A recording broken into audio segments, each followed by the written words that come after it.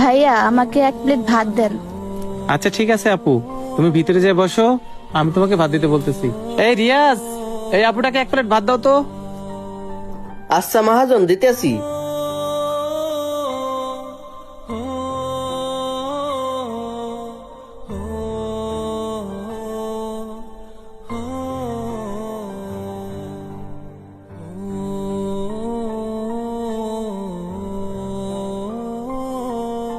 এই যে আপু ভাত।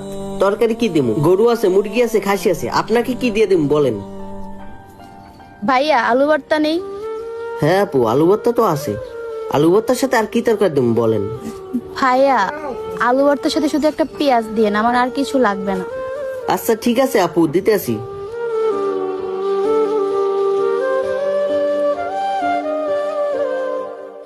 কি ব্যাপার, মেয়েটাকে দেখে মনে হচ্ছে তো ভদ্রবাড়ির মেয়ে। শুধু আলু ভর্তা দিয়ে ভাত খাইবো? এমনি কেমনি খাইবো?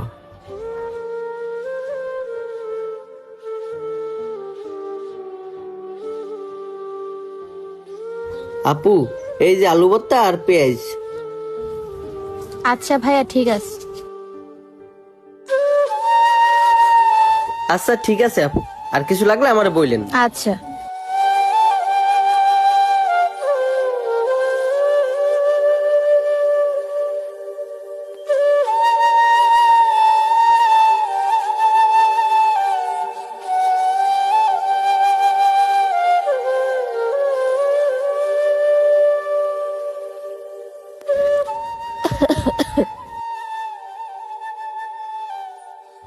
এই যে আপু পানি।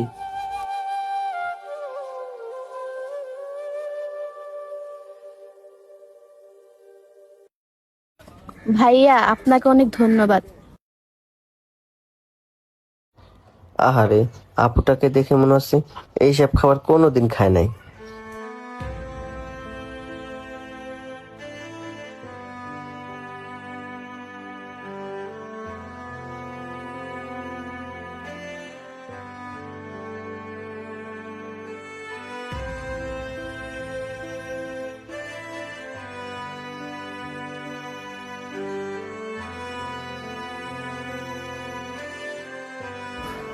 ভাইয়া আমার বিল কত হয়েছে? এই রিয়াজ, এই আপুর বিল কত হয়েছে?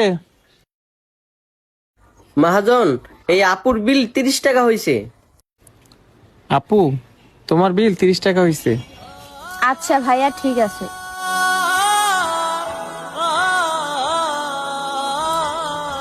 হ্যালো বাবা। হ্যাঁ রে মা, তোর কি ইন্টারভিউ দেওয়া শেষ হয়েছে? হ্যাঁ বাবা, আমার ইন্টারভিউ শেষ। আর আজকের ইন্টারভিউটা না অনেক ভালো হয়েছে। তবে কি মাত্র চাকরিটা হবে? না বাবা, এখনো হয় নাই। ইন্টারভিউ তো দিছি, ওনারা পরে জানাবে। আচ্ছা মা, তাহলে তুই কি দুপুরে কিছু খাইছিস? হ্যাঁ বাবা, আমি যেই অফিসে আজকে ইন্টারভিউ দিয়েছি ওইখানে সবাইকে আজকে গরু মাংস দিয়ে লাঞ্চ করাইছে। আমিও ওইখানে খাওয়া দাওয়া করছি। আচ্ছা, তাহলে রাখি। ঠিক আছে।